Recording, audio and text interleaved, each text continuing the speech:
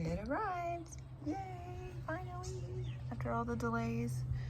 Hello, and welcome to Jardin. Today I am unboxing something that my daughter was actually really excited for me to get. She's been asking for one to go with our citrus trees. So I decided to go ahead and get one, and there it is down there. It finally got here. It was delayed. It was supposed to be here on Friday, so I'm hoping it is in good shape. Today is currently Sunday, so happy Easter. By the time you see this, it'll be happy belated Easter. So hope you guys all had a great day. In Tulsa, it's pretty dreary, kind of chilly. Yesterday it was very cold. I was outside all day, not working, unfortunately, but still had a lot of fun. So yeah, so I'm gonna go ahead and open this little box up.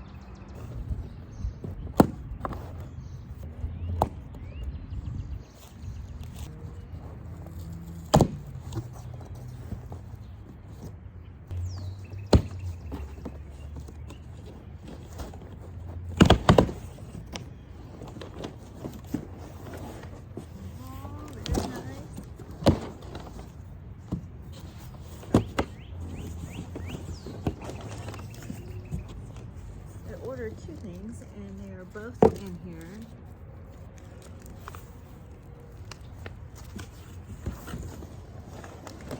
This is for me, and it is a tea tree. Well, they're both for me, I guess, too, but the other one that I had, let me come down here so you guys can see my face. The other one that I had, called him Mr. T, and he was from the Lipton plantation, and or a start from that, but I lost him sadly in the winter. So I think I know a better way to take care of or to keep him going, and I may end up going ahead and ordering another one from the Lipton one from Etsy. But this one, there was a sale going on with Fast Growing Trees, where if you sign up for their email, you can get $15 off. So I went ahead and did that to get both of these, and free shipping. So without further ado, see how this little puppy fared. It's not very little, but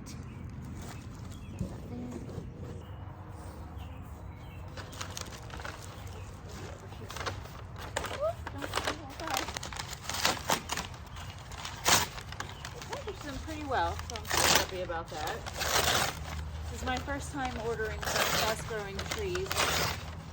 So,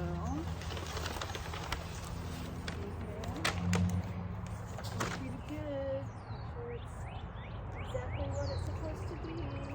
There it is. So, I'll show you the leaves. Here's that. And I'm supposed to get fruit within the first year or two. They have really soft leaves. And I'll show you, this is what it is. Yay. Well, maybe backwards, but it's a cold hardy avocado. And they're not really supposed to grow in Oklahoma temperature, but just like the citrus trees, I'll just bring them in the winter, now in the greenhouse, or in the garage if I think that it needs to be a little warmer or something like that. Let me scooch this like this. And then, yeah, just keep taking care of it. I won't put it in a different pot probably for a little while. I'll let it get acclimated to its new home, because sometimes they get into a little shock, and since he was in the box for, a good week probably, we'll have to let it get a little bit happier. But maybe I'll stick him in the house or even in the greenhouse, so there's not any issues. It does look like maybe the leaves are already like that anyway, but that one looks like it's been eaten up by something, so I may have to prune that off. But overall, the tree looks pretty healthy. So we'll see. I'll keep you updated on the little avocado tree and the tea tree to let you guys know what I think about fast-growing trees. But for now, I mean, it's okay. Like I said, they were in that box for a while, so it'll probably take them a minute to bounce back and to be happy again, you know. And this is a cold hardy tea tree also.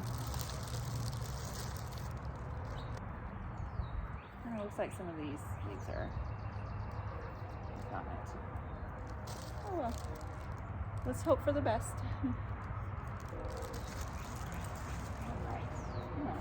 While those are sitting there, I wanted to show you guys something. Flip the camera around. The other day we went to Southwoods, our local garden center, and I got some hops. I'm going to plant them on this side. It's the east side of the greenhouse, so it will get a little bit of shade at the end of the day. So I think that will be good for this little guy, so he doesn't get completely scorched. But these little vines, they're so sticky. I had to sort of separate him from his little brothers that were sitting in the in the little crate at the nursery. But the gentleman, I talked to a gentleman at the nursery, and he was talking about when these are really young, they're not sticky like this. But he says he eats the little shoots that come up. He'll take them off and he'll saute them. And he said they taste like asparagus, so I had no idea. And so then after that, my daughter and I were looking online to see if there was anything that you can do with hops other than make beer. And you can make tea with them. You can do all sorts of different things. So maybe I can do that since I won't have too terribly many of them probably. I guess we'll see, but I don't know if that's where they'll start blooming and coming from. But the gentleman at the nursery also said that you can smell them and that they'll be really strong scented when they're ready to harvest. So I'll probably clean this up when I plant it in the ground. I was giving it a couple more days to get acclimated out here to where its little home will be, and it's Cascade. And this is also the type of hops that you would get for like lighter beers. He mentioned Budweiser and stuff like that, but you know, it's pretty. Try to get, there we go. So we'll just see what happens with the cute little hop. Over here, I'm gonna try to do kind of like, I was going to do it on the other side, on the west side, but because the hops are a little sensitive to, they need full sun, but they don't like to be scorched. So I wanted to keep them where they'd be a little protected, and then also they'll overwinter happily over here, I believe. And I may end up having to maybe get like one or two, depending on how much this thing goes. So I'll have like other trellises over here, but in front here I'm going to do an herb garden for like cocktails and things like that. So it would kind of be like it's a 5 o'clock somewhere sort of garden, and maybe do some like other herbs that'll be just like cooking herbs or something like that. We'll see. Yeah. Then over here is where I was telling you we had some plans for it. We started tilling it up, or I did rather, and my daughter is going to be putting some, we're going to border it up with these stones. We're going to have to get some more, but we're going to border it up, and she's going to make a little pathway, and we're going to have a sunflower cave here, or attempt to do it, and then pollinator garden in the rest of the area. So we're hoping for lots of bees, lots of butterflies, and things like that to come. But I don't know, getting it prepared takes a lot of muscle and tilling to try to get all of that grass at least at bay, so that we can make it more manageable when we're weeding and things like that. then I was just gonna show you I messed up the other day. This is not a Macintosh tree. This is my Granny Smith. I lost my Macintosh tree. I thought I lost the Granny Smith though, but still going strong on the blooms. It's probably about maybe 6.5 feet tall or so. There's that. And then the wine sap tree is here. So, such beautiful blooms. I like that they're red at the beginning. Or pink, I guess. Hot pink. Looks like lipstick almost.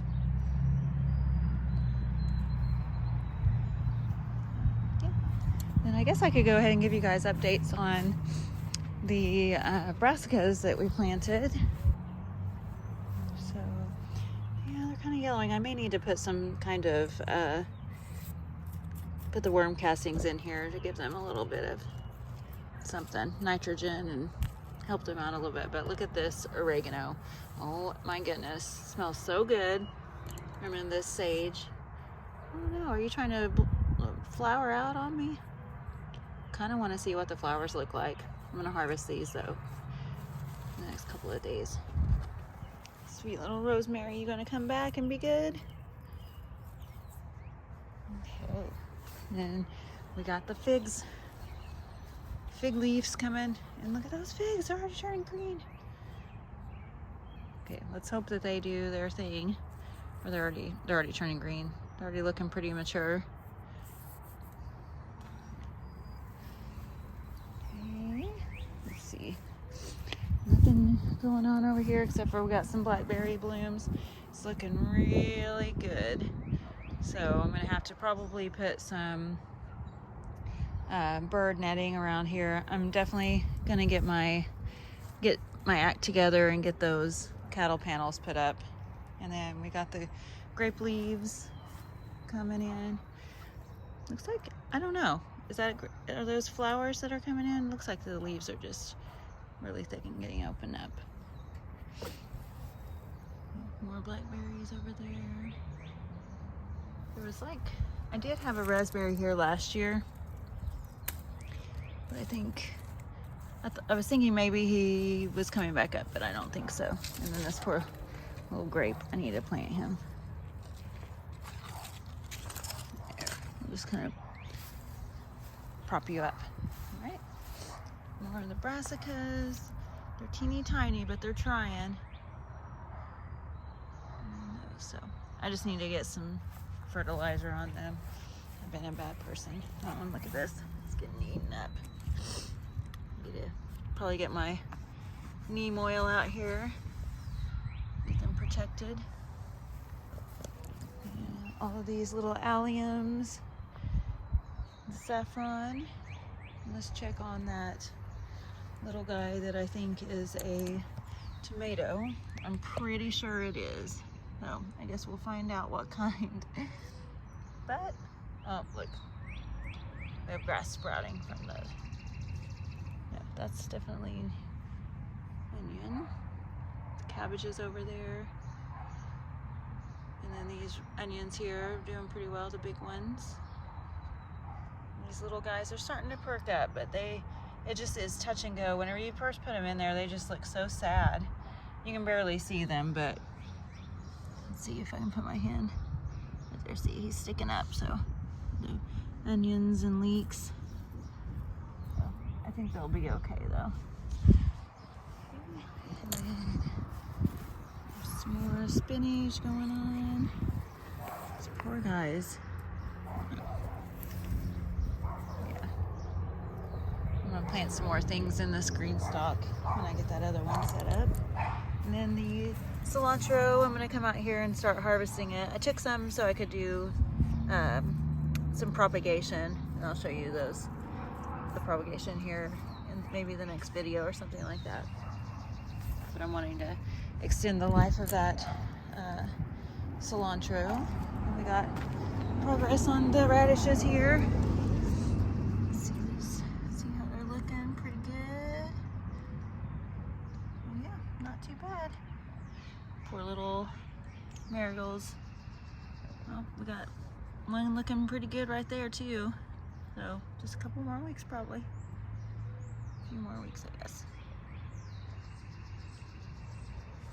So yeah, I hope you enjoyed the impromptu tour and update of the other plants. But anyway, I look forward to planting these guys into pots so I can move them in and out and not have to worry about anything,